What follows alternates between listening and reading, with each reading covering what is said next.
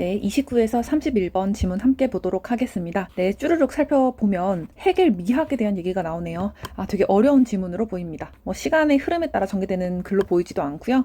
A가 B를 평가한 건 이렇게 해서 무엇을 제시하고 활용을 해서 어떻게 됐다. 평가하는 내용도 나오고요. 해겔의 평가라고 하니까 지금 해겔 얘기를 하려나 봅니다. 네, 지금 크게 얻은 건 없는데 그냥 핵심 소재가 해겔의 이론인가 보다. 네, 요 정도 가지고 지문 독해 시작하도록 하겠습니다. 여전히 첫 문단과 마지막 문단 중요하다는 거 체크하고 시작하도록 하겠습니다. 오늘날 우리는 온갖 행위들이 예술로 인정되는 경우를 자주 본다 라고 해서 지금 예술에 대한 얘기를 하려나 보다. 핵심 소재를 찾았고요. 근데 이거 필자가 첫 문단의 첫 문장을 표현을 했는데 어감이 온갖 행위들이 예술로 인정되는 경우를 본다라고 해서 지금 예술로 인정되면 안 될 것 같은 것까지 온갖 것들이 다 그냥 예술이다, 예술로 인정된다라고 하면서 살짝 온갖 행위들이라는 부정적 표현으로 시작하는 것을 느끼실 수 있을 겁니다. 저희가 느낀 게 맞는지 계속 읽어볼게요. 그리고 이 경우, 즉 온갖 행위들이 예술로 인정되는 경우 대상의 순수한 예술적 가치 이외의 다른 가치들은 논외로 하는 것이 일반적이다.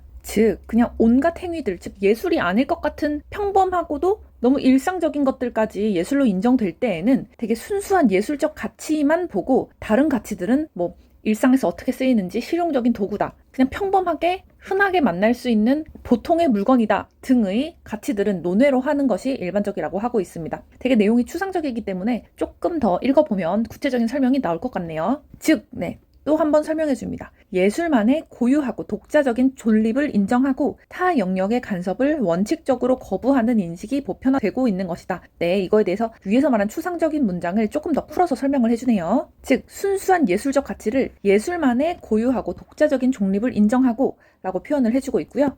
예술적 가치 이외의 다른 가치들은 논외로 하는 것이 일반적이다 라고 하는 표현은 똑같은 표현으로 타 영역의 간섭을 원칙적으로 거부하는 인식이 보편화되어 있다 라고 하면서 일반적이다, 보편하다 라는 말도 패러프레이징해서 사용을 하고 있고요. 다른 가치들은 논외로 한다, 즉 타 영역의 간섭을 원칙적으로 거부한다 라고 하면서 이 또한 패러프레이징 해주고 있습니다. 즉 같은 말을 또 반복했다는 얘기예요. 이러한 인식을 대변하는 대표적인 예술론의 하나가 바로 체계이론 미학이다 라고 하고 있습니다.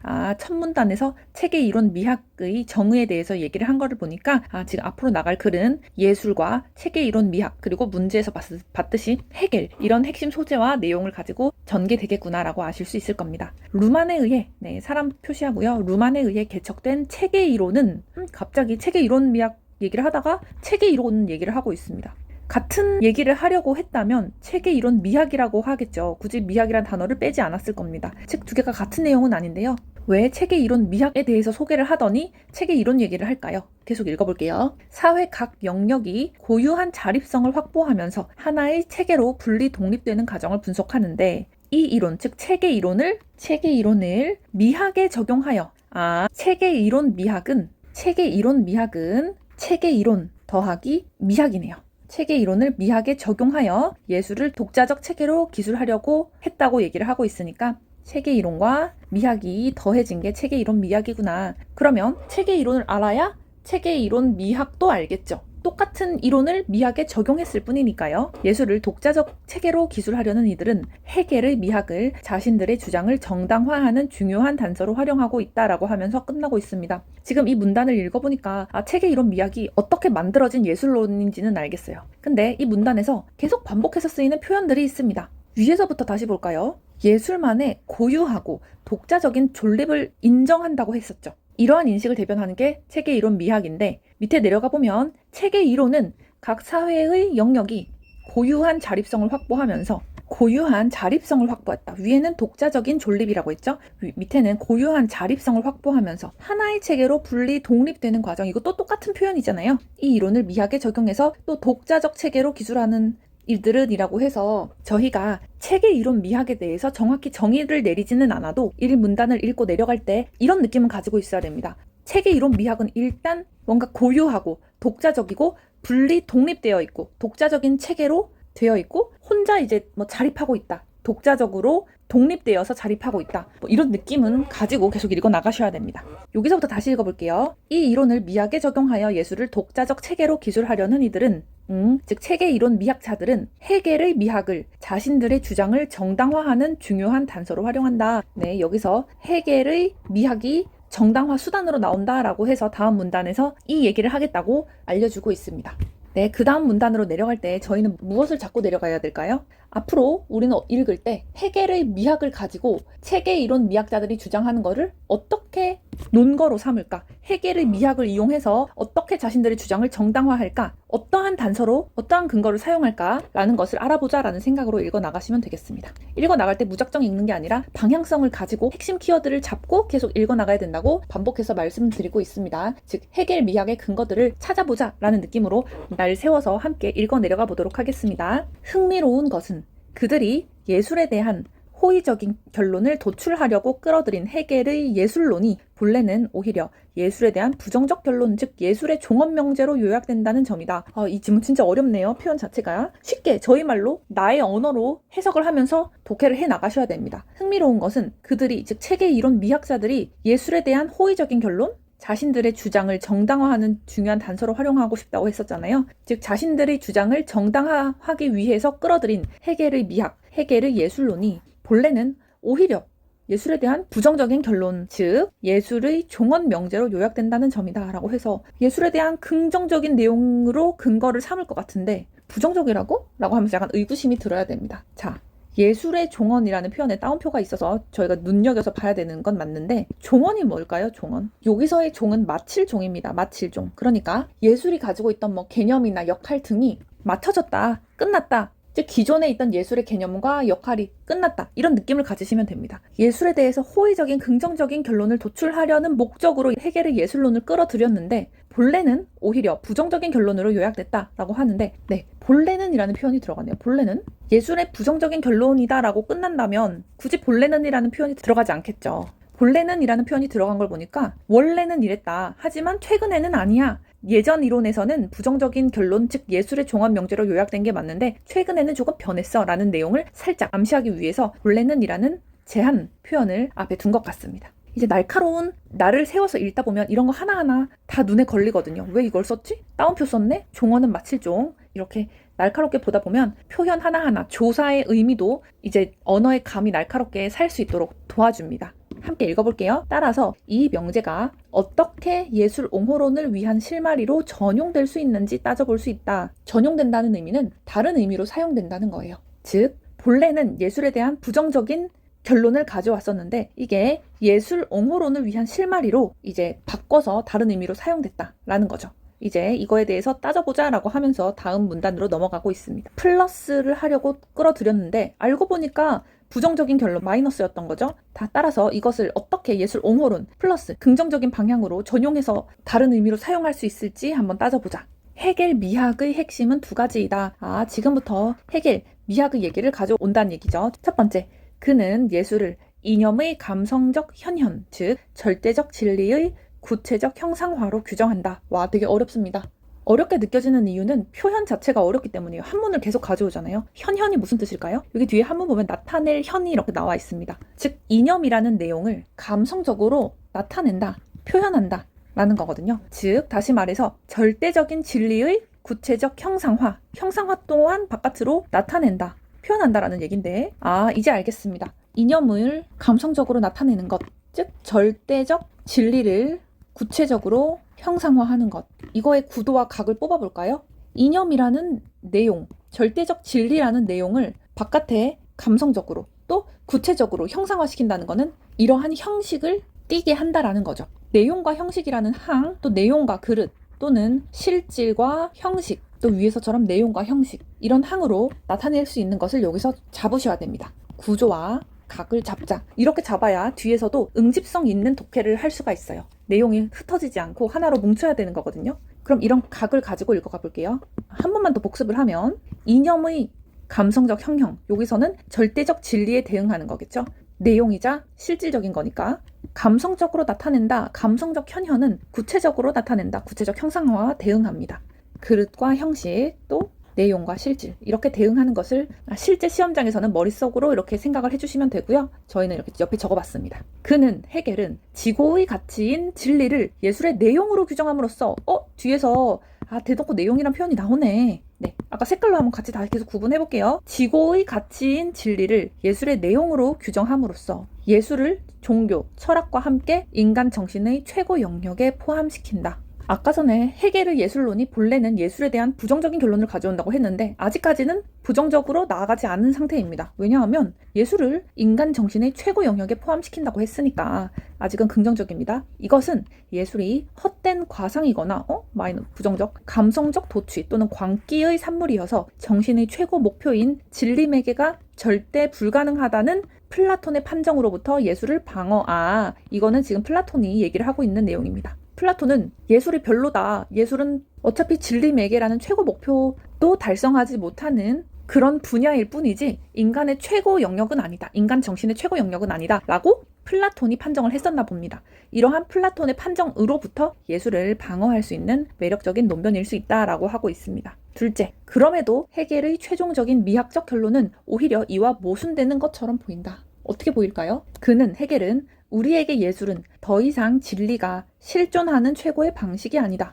이랬다 저랬다 하는데 헤겔이 이렇게 말하죠. 예술을 종교 철학과 함께 인간 정신의 최고 영역에 포함을 시켰는데 최종적인 미학적 결론은 모순되도록 표현했다는 거죠. 우리에게 예술은 더 이상 진리가 실존하는 최고의 방식이 아니다. 라고 했습니다. 네, 아까 전에 제가 글을 날카롭게 읽자고 했거든요. 더 이상이라는 표현이 눈에 들어올 겁니다. 날카롭게 읽다 보면 더 이상 진리가 실존하는 최고의 방식이 아니라는 거는 과거에는 진리가 실존했었나 보네? 과거에는 진리가 실존하는 최고의 방식이라고 생각을 했는데 현재는 진리가 실존하는 최고의 방식이 아니다 라고 하고 있구나 라는 것을 이 표현에서도 느끼실 수가 있고 사실은 원래 위에서 얘기를 했잖아요. 예술은 인간 정신의 최고 영역에 포함시킨다 라고 해놓고서는 이와 모순된다 라고 하니까 이 말에 대해서 지금 자신의 입장을 바꾸려나 보네 라고 예측을 하고 이 예측을 하지 못했다면 이 더 이상이라는 뒤에 표현이 나온 걸로라도 눈치를 채셔야 됩니다. 진리가 실존하는 최고의 방식이 아니다 라고 하면서 아까 전에 위에서 얘기했던 예술의 종합 명제로 요약되는 것을 아래에서 보여주고 있습니다.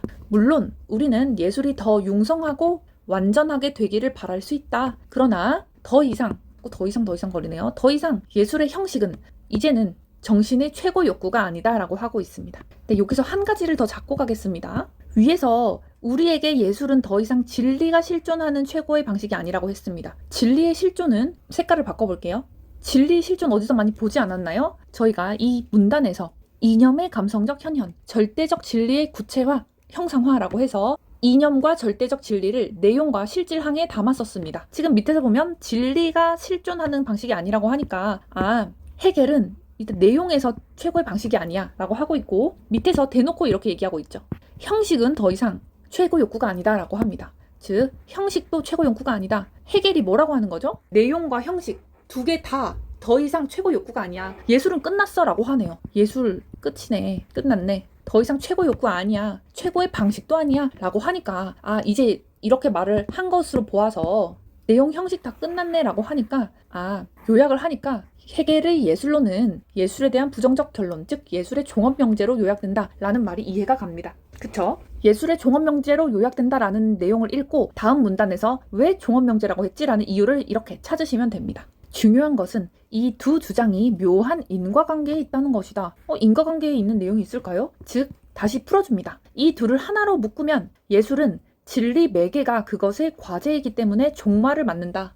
가 된다라고 합니다. 정말 어려운 말이 되네요. 위에서 진리 매개라는 표현 어디서 많이 보지 않았나요? 플라톤이 예술은 진리 매개가 절대 불가능하다라고 했다고 했고 이러한 플라톤의 판정으로부터 예술을 방어할 수 있는 매력적인 논변이 헤겔 미학의 논변이라고 했습니다. 근데 이거를 방어한다는 얘기는 예술은 정신의 최고 목표인 진리 매개가 가능하다 라는 얘기고요. 그것을 아래에서 표현을 하고 있네요. 예술은 진리 매개가 그것의 과제이다. 또 헤겔 미학의 두 번째 핵심을 살펴보면 예술 끝났네 라고 했잖아요. 내용도 형식도 모든 면에서 예술의 종합명제로 요약된다는 포인트를 잡았는데 그 내용을 연결을 하면 종말을 맞는다가 되고 이 둘을 하나로 묶으면 예술은 진리 매개가 그것의 과제이기 때문에 종말을 맞는다가 된다라고 해서 기억 선택지를 만들었습니다. 되게 이상한 문장이죠. 뒤에서도 계속 글쓴이도 이렇게 얘기를 합니다. 다분히 역설적으로 보이는 이러한 예술관을 이해하기 위한 열쇠는 헤겔이 예술의 내용과 형식으로 각각 설정한 진리와 감성의 상관관계에 있다. 형식, 이건 아까 저희가 잡은 색깔 이용해서 한번 표시를 하겠습니다. 헤겔이 예술의 내용과 형식으로 각각 설정한 진리와 감성의 상관관계에 있다. 객관적 관념론자인 그는 진리란, 즉 예술이 담아야 할 내용이란 우주의 근본 구조로서의 순수하고 완전한 논리, 즉 이념이므로, 지금 같은 말이 계속 나오고 있으니까 계속 표시를 할게요. 지금 파란색은 계속 내용과 실질, 예술이 담아야 하는, 예술이 매개해야 하는 과제인 내용과 실질을 파란색으로 표시를 하고 있습니다. 객관적 관념론자인 그는 진리란 우주의 근본 구조로서의 순수하고 완전한 논리, 즉 이념이므로 그것을 참되게 매개하는 정신의 형식은 바로 그 순수 논리에 대응하는 순수한 이성적 사유라고 생각한다. 순수한 이성적 사유가 예술의 형식이고 우주의 근본 구조로서의 순수하고 완전한 논리가 예술이 담아야 할 내용이라고 헤겔은 생각한다고 하고 있습니다. 이거는 너무 철학적이고 현학적인 얘기이기 때문에 지문을 완벽하게 이해하지 않아도 언어의 문제를 풀 수 있다라는 방향으로 나아가야지, 이 지문 자체를, 이 철학적인 내용을 완벽하게 이해한다의 방향으로 가시면 안 돼요. 저희가 내용과 그릇, 또 뭐 실질 형식, 또는 뭐 내용과 형식이라는 항을 잡았죠. 근데 여기서도 내용과 형식으로 잡고 있으니까 이 항에다가 내용을 응집성 있게 넣어주면서 그대로 끌고 가는 연습을 해야 실전에서도 이렇게 푸실 수 있는 거지, 내용 자체의 이해만으로 기억해서 푸는 거는 리트에서는 불가능합니다. 수능까지는 가능하더라도. 네, 계속 읽어보겠습니다. 따라서 그 본질상 감성을 형식으로 하는 예술이 이념을 매개할 수 있는 가능성은, 감성을 형식으로 하는 예술이 이념이라는 내용을 매개할 수 있는 가능성은 인간 정신의 작동 방식이 근본적으로 감성적이어서 아직 이성적 사유 능력이 제대로 발휘될 수 없었던 먼 과거의 역사적 유년기에 국한되며, 네, 리트가 굉장히 좋아하는 표현 나왔네요. 뭐뭐에 국한되다, 뭐뭐에 제한되다. 네, 이 부분이 선택지로 나오려고 하나 봅니다. 예술이 담당했던 과제가 근대에는 철학으로 이관되었다고 한다. 더욱이 헤겔은 이러한 발전의 방향, 영원히 불가역적이라고 여긴다. 불가역적 표시를 하고요. 이 문단은 되게 중요한 문단 같이 보입니다. 리트가 좋아하는 구조와 단어와 표현들이 다 나와 있어요. 여기서는 반드시 문제가 출제될 것으로 보입니다. 일단 내용과 형식의 항을 계속 끌고 가면서 문단을 전개시켜 나가고 있고요. 내용적인 측면에서 바라보면 여기서부터 살펴볼게요.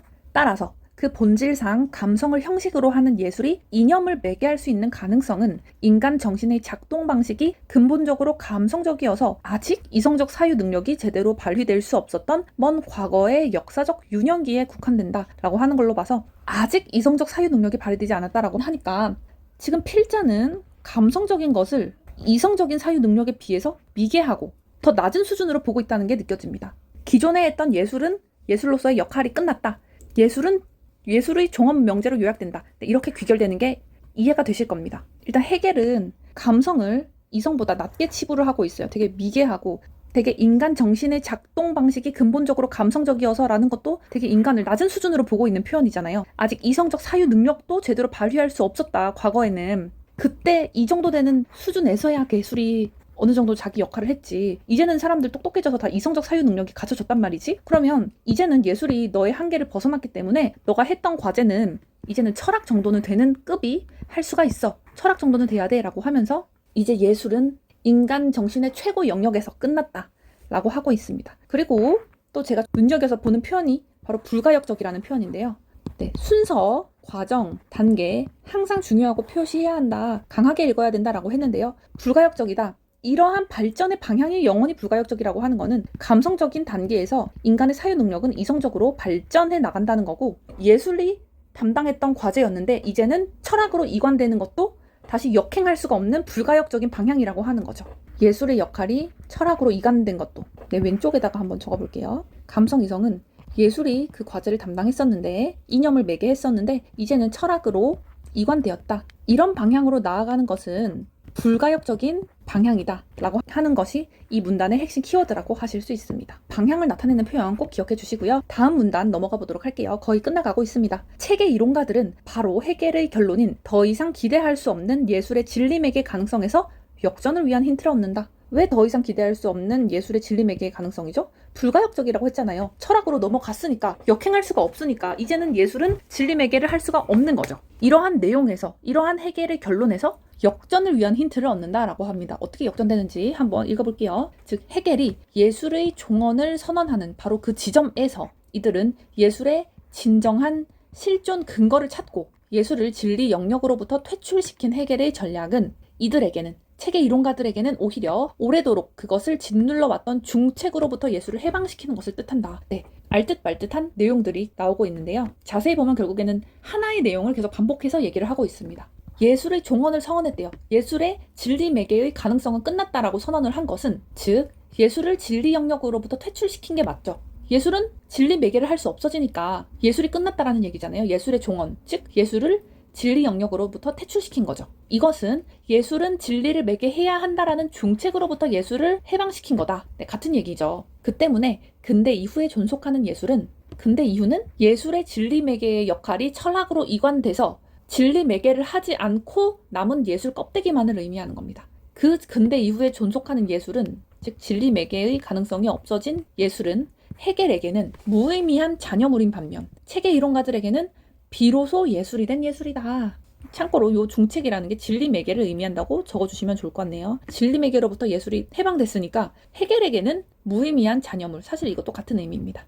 이 반면 체계 이론가들은 비로소 예술이 된 예술이다 라고 해서 같은 표현 체크해봤습니다. 모든 외적 연관들이 차단됨으로써 즉 일체의 예술의 외적 요구로부터, 외적 요구는 뭘까요? 야, 진리를 매개해라 라는 거죠. 자유로운 자족적 체계로 분리 독립됨으로써 이 표현 어디서 많이 봤는데 위에서 고유하고 독자적인 존립을 인정하고 고유한 자립성을 확보하면서 하나의 체계로 분리 독립되는 것을 체계 이론 미학이라고 했는데 밑에 다시 나옵니다. 헤겔의 결론으로부터 역전을 위한 힌트를 얻고 결국에는 자유로운 자족적 체계로 분리 독립이 된 예술이라는 거죠.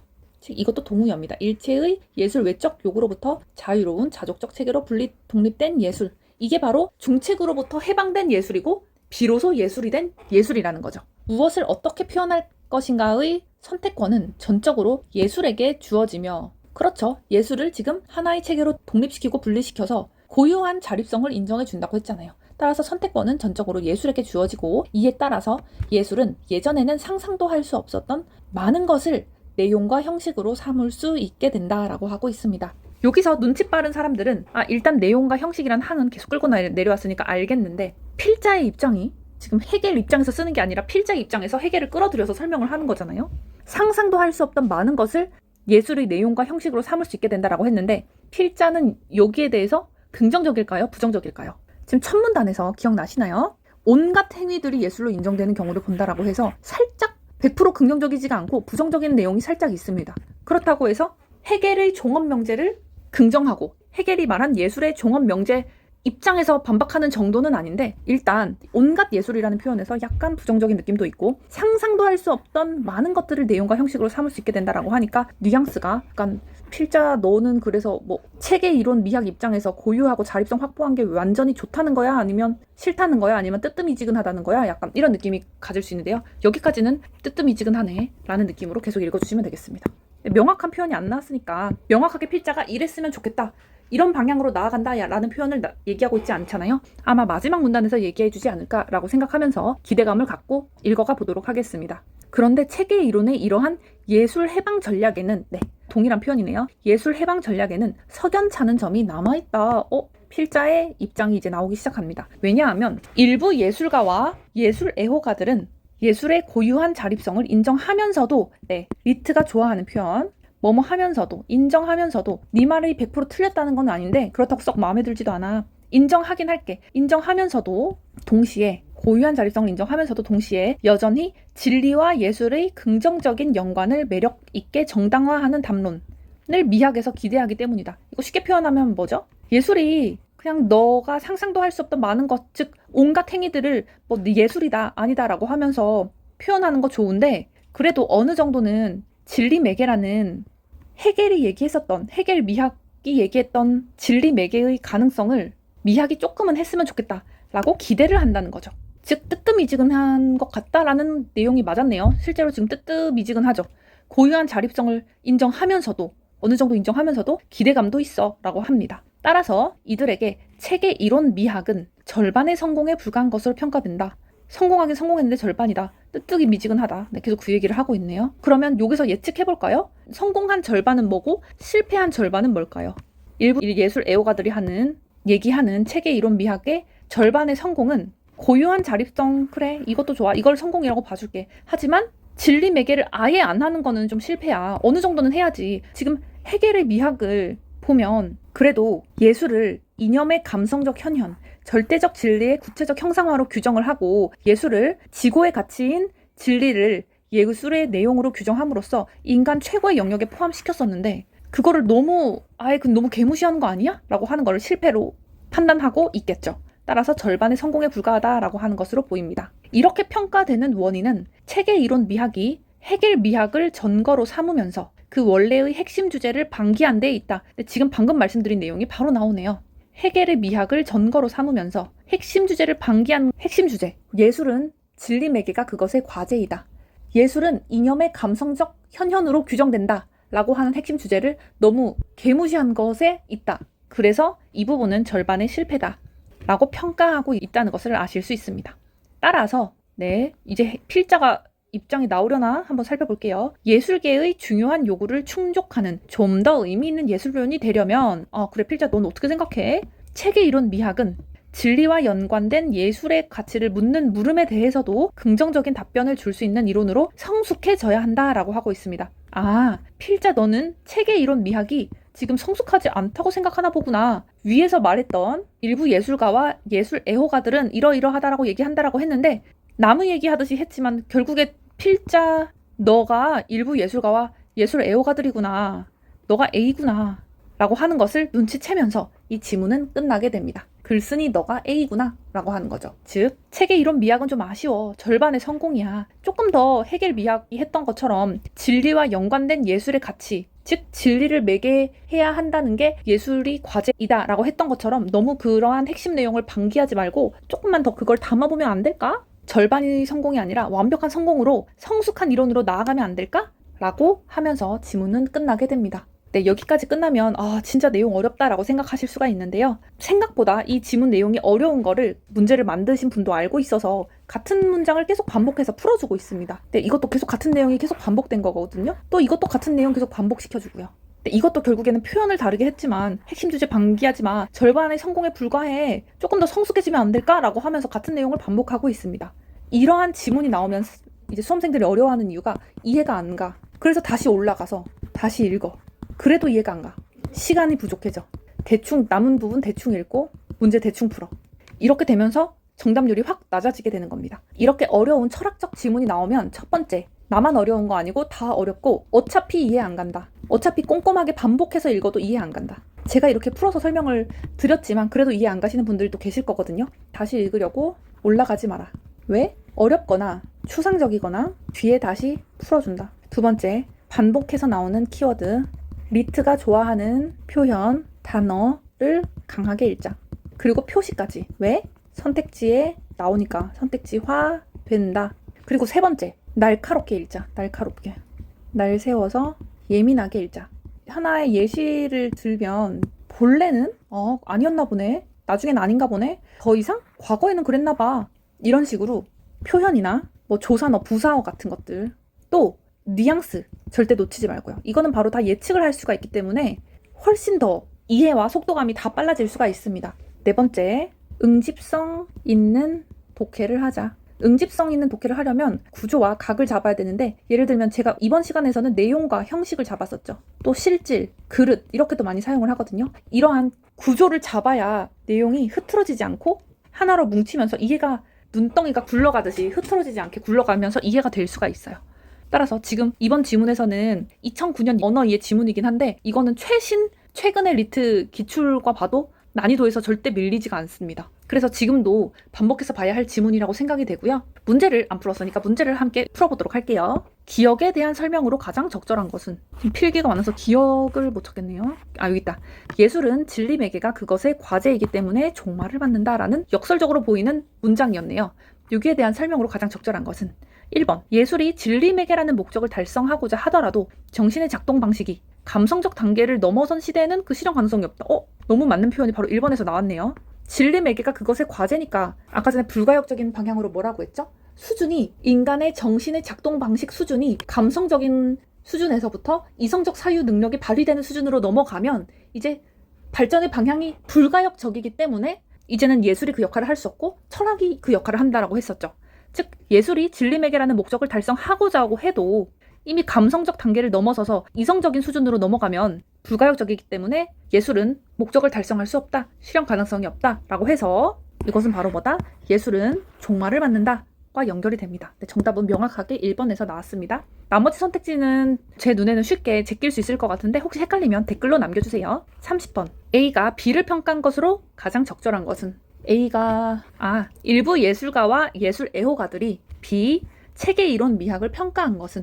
보겠습니다. 고전적인 학설을 활용했지만 맞는 것 같은데? 지금 헤겔의 미학을 계속 가져왔잖아요. 헤겔 미학을 활용했지만 그것의 핵심적 논점에서 벗어난다. 핵심적 논점, 핵심 주제가 뭐였죠? 예술은 진리 매개가 그것의 과제다. 예술은 진리 매개를 수행함으로써 인간 정신의 최고 영역에 포함된다. 라고 했던 거에서 벗어났다. 맞죠? 네. 1번이 정답입니다. 31번 이거 조금 어려워요. 보기의 주장에 대한 헤겔의 평가로 가장 적절한 것은? 글쓴이 필자의 평가도 아니고 체계 이론가들의 평가도 아니고요. 헤겔이 평가한 겁니다. 주체를 잘 보셔야 돼요.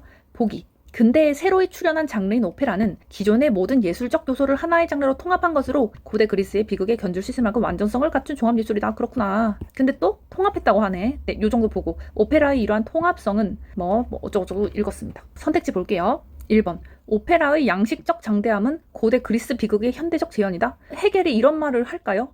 헤겔이 말했던 핵심적 논점은 예술의 완성은 진리 매개가 있어야 한다. 근데 진리 매개를 하지 못하니까 너는 예술에서 예술의 진리 영역으로부터 퇴출된 거니까 무의미한 잔여물만 된 거야 라고 하면서 지금 핵심 내용인 진리 매개의 내용이 들어가야 되겠죠.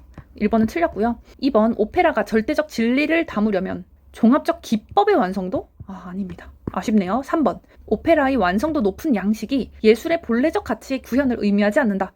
네, 예술의 본래적 가치 구현이라는 거는 본래적 가치가 뭐죠? 아까도 얘기했잖아요. 진리 매개라니까. 진리를 매개해야 하는데 내용 속에 진리를 담아야 하는데 이게 오직 양식으로 양식이 좋다 훌륭하다라고 해서 종합예술이다라고 표현하고 예술의 본래적 가치를 구현했다라는 걸 의미하지 않는다는 거죠. 네, 이게 정답입니다. 헤겔이 생각하는 예술의 완성은 내용 속에 진리를 담고 있어야지 오직 형식만 완성도 높은 양식을 갖췄다고 해서 이게 헤겔이 주장하는 예술의 본래적 가치 구현이 됐다라고는 매칭되지 않는다는 겁니다. 네, 따라서 정답은 3번입니다. 지금 5번이 헷갈릴 것 같아서 5번 설명을 좀 드릴게요. 5번이 오답률이 굉장히 높았거든요. 오페라가 가치 있는 장르가 되려면 화려한 양식 쪽에 이성적 사유를 담아야 한다. 이거 충분히 헷갈리실 수 있을 것 같습니다. 그런데 저희가 날카롭게 읽는 것을 지문에서 끝내면 안 되고 문제 풀 때까지도 답안지 마킹할 때까지도 그 날카로운 시선과 행동을 멈추면 안 돼요.